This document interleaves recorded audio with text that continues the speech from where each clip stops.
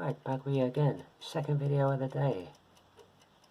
Hope that last video gave you something to think about, your workbench discipline, keeping your bench clean. I feel a whole lot better for it.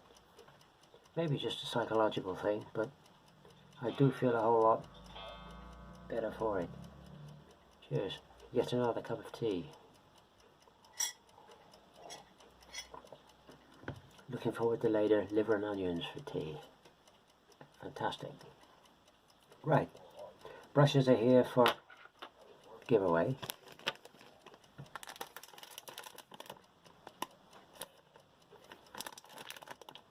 Red sable brushes. So I got a packet for myself as well.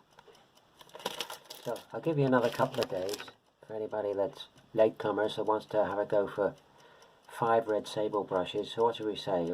Oh, I don't know, Wednesday evening. We'll do Wednesday evening. That'll do.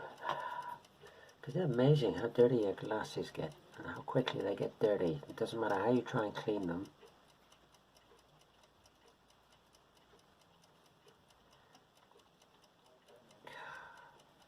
Right, what's next? What's next? What's next? Hannah Mags.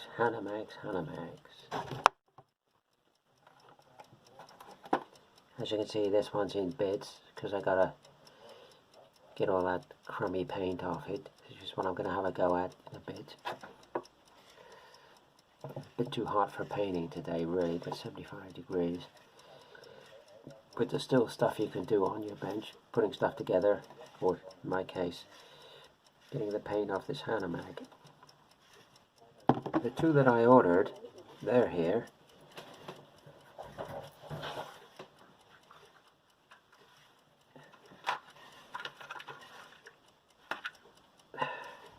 So pleased with them. Seems to be rough sort of price for these. They go for about £20 each now. Maybe a little bit more on a good day with the wind behind it with the original box. But if you can get one for less than £20, you're doing well. As I said in the previous video, what I'll do is I'll take these wheels off and I'll base them up. Missing their machine gun shield, but I got one shield online which goes on there, something like that. But it wouldn't be too difficult to make a couple of them out of some plastic sheet. That would be quite straightforward, I think. And I've got the machine guns here, so that's not a problem. Ideal for the scale we're sort of working in. If I put the, give me a figure here a minute. If I put the thing next to a figure,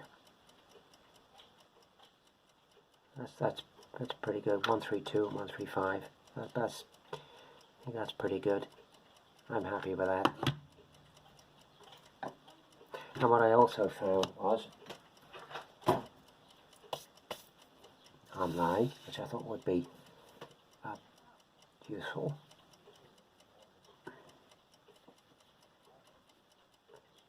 Two sheets of them. Alright, they're for, says for aircraft, but the same type of crosses are on the side of a Hannah Mag. So that was good, that was handy. So we got them to do.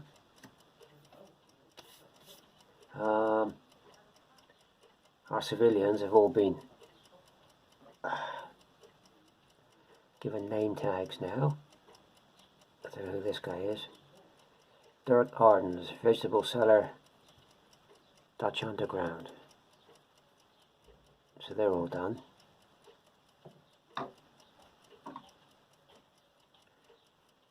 Gert Dolman's clerk.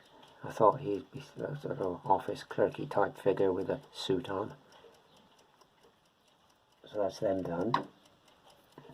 Getting quite a little collection of civilians now, which is nice. So that's that job done. Right, let me reach under the bench here a minute. Oh, I'll show you something else that I found. In a second. Going back quickly to the Hannah mags, because I'm always thinking ahead with different things. I've got tons of stuff in the stash pile, squirreled away. Look.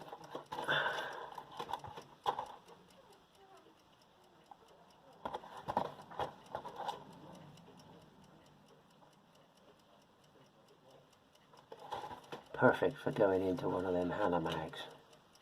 Absolutely ideal. Could actually do with a couple more boxes of these. I might order some this week. Because what I'm hoping to do with one of these is to sort of improve it somewhat. Kit out the interior a little bit. Make them a bit more than... Sorry, I'm watching my neighbour there, cutting the grass. So improve them and make them a bit more than what they are. I know these are only really for kids, really, I know. But I think these could be improved considerably. What I did notice online was, I was looking at pictures of Hannah mags online. By looking at this, this is supposed to be the D version of a Hannah mag. Whereas this, if I get my box here a minute,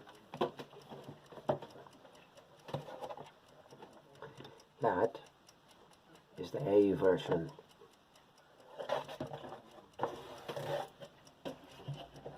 But with the D version, you see it's got 4 hatches there. I have not seen, and I've looked at a lot of pictures of Hannah mags, and I've not seen one Hannah mag with 4 hatches. 3 is the most I've seen. So we'll hopefully put that right, sort that out, and hopefully, you can see inside, you probably can't see inside there. Hopefully we'll put a bit of something in there to make it a bit more realistic as well. Although I know you won't see it on the gaming table. But it's nice to improve these things a bit if you can. Make them a bit more than sort of what they are. So that's some stuff we gotta do. Right, what was I gonna do? Ah, yeah.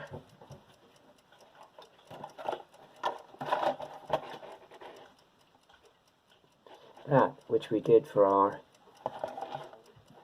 group build, which seems a lifetime ago now. Which we, excuse me, I'm reaching down below, painted for 30 core. They're finished. Yippee! Yeah. How is that? That's not too bad. I'll put them on the turntable in a minute. I'll get that light box out on the turntable and we'll give them a waz on the turntable. Little tiny bit of a gap there between the front wheel and the base, if you like. So I'll sort that out. Just see the pin on the front wheel, pinning it to the base, so we'll sort that out in a minute. Here's the second one.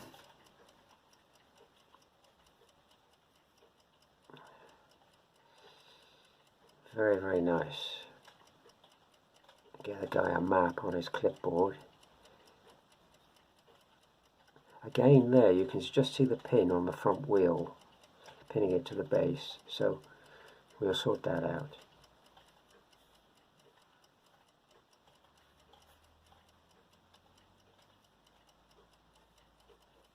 But Bronco are to be commended on producing such a nice kit. It's a very nice kit. A lot of work with the bikes until they're fiddly as anything. Some of the parts are getting on to be almost like microscopic. I mean, really, really small, like petrol caps and filler caps and stuff. I was terrified that one was just going to go in the tweezers and flick and go and gone. I was amazed, particularly with my fingers now, I was amazed that I didn't lose any of the bits. Totally amazed. What I did do, the first spray over I gave them, as I said in the last video, a spray over with that polyurethane matte varnish, because I thought this is, this is a bit thinner, it'll go through the airbrush easier, and it did go through the airbrush lovely, it was fine, but it's not matte, it came out as semi-gloss, which I didn't worry about. Because I've got that stuff.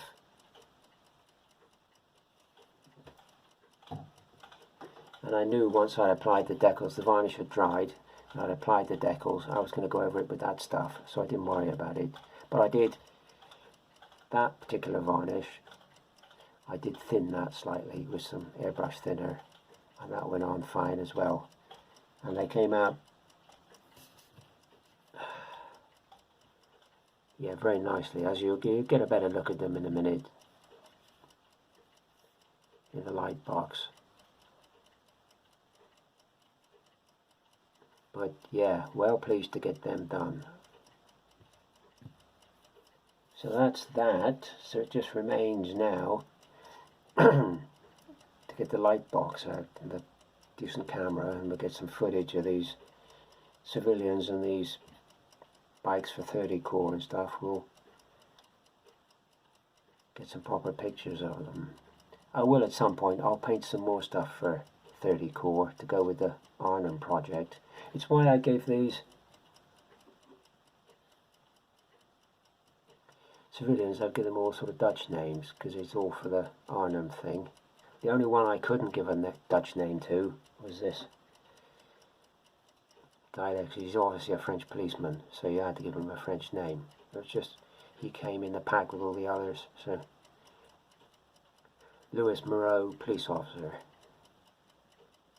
But outside of that, all the others have got Dutch name. Lars van Dijk, milkman. So nice figures by Mini Art, nice figures. So let's get the light box out, finish my tea, get the light box out, we'll get some decent footage, so you can have a proper look at these. Now after that, it's back to the 28mm stuff. Get these British Infantry finished for the Zulu campaign, Rorke's Drift. I'll get them done. We've also got this, still got this Panzer Commander to do, this Alpine miniature Panzer Commander. So we're going to do P.camo on this one, so that'll be interesting, trying P.camo. If it comes out anything like the last one I did, I should be well pleased. This guy needs a Panzer tank now. Got to get around to making a Panzer tank. I like Alpine miniatures, they're nice. They're nice. So there you go. I'll turn the camera off a minute and we'll get the light box out and we'll take some footage of these figures. See what you think.